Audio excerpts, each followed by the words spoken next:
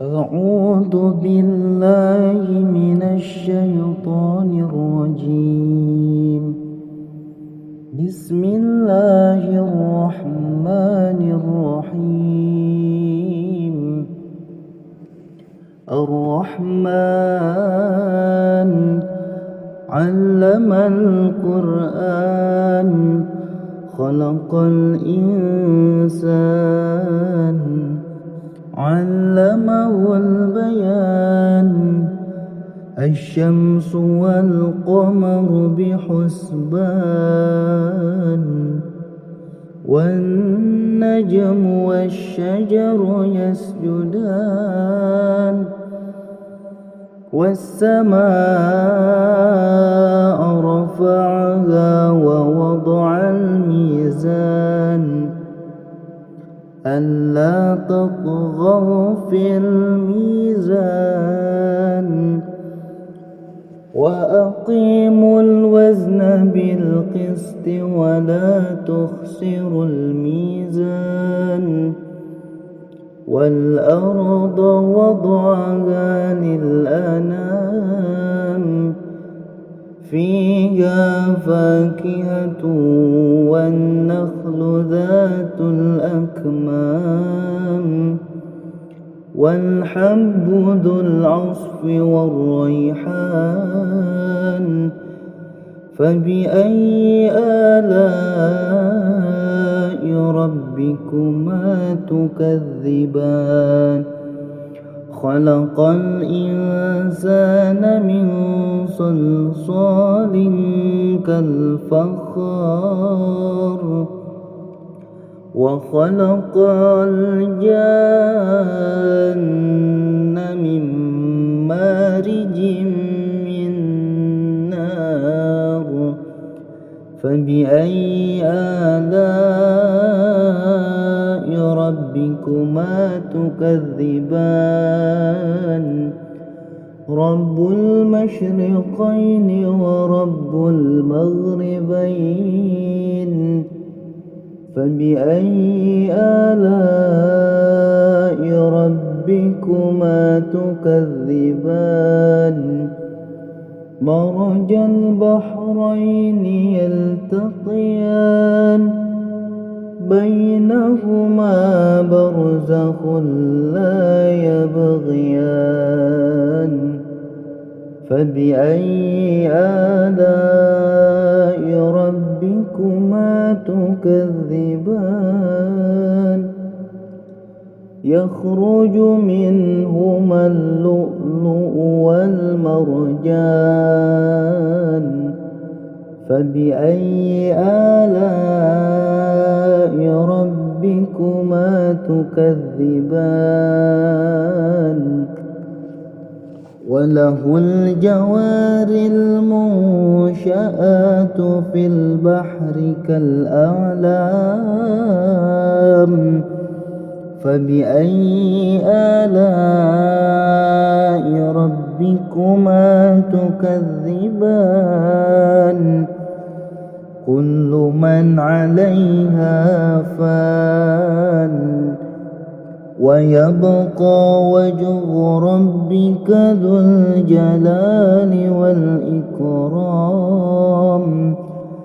فبأي آلاء ربكما تكذبان يسأله من في السماوات والأرض كل يوم هو في شان فبأي آلاء ربكما تكذبان سنفرغ لكم أيها الثقلان فبأي آلاء ربكما تكذبان يا معشر الجن والإنس إن استطعتم أن تنفذوا من أقطار السماوات والأرض فانفذوا لا تنفذون إلا بسلطان فبأي آلاء ربكما تكذبان يرسل عليكما شواظ من نار ونحاس فلا تنتصران فبأي آلاء ربكما تكذبان فإذا انشقت السماء فكانت وردة كالدهان فبأي آلاء ربكما تكذبان فيومئذ لا يسأل عن ذنبه إنس ولا جان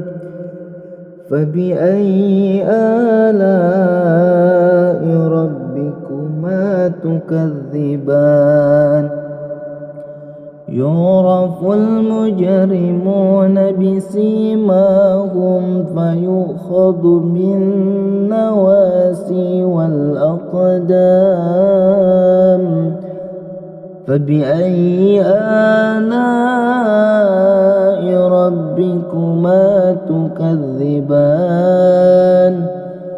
هذه جهنم التي يكذب بها المجرمون يطوفون بينها وبين حميم آن فبأي آلاء ربكما تكذبان ولمن خاف مقام ربه جنتان فبأي آلاء ربكما تكذبان ذواتا أفنان فبأي آلاء ربكما تكذبان فيهما عينان تجريان فبأي آلاء ربكما تكذبان فيهما من كل فاكهة زوجان فبأي آلاء ربكما تكذبان متكئين على فرش بطائنها من استبرق وجنى الجنتين دان فبأي آلاء ربكما تكذبان فيهن قاصرات الطرف لم يطمثهن إنس قبلهم ولا جان فبأي آلاء ربكما تكذبان كأنهن الياقوت والمرجان فبأي آلاء ربكما تكذبان هل جزاء الإحسان الإحسان فبأي آلاء ربكما تكذبان ومن دونهما جنتان فبأي آلاء ربكما تكذبان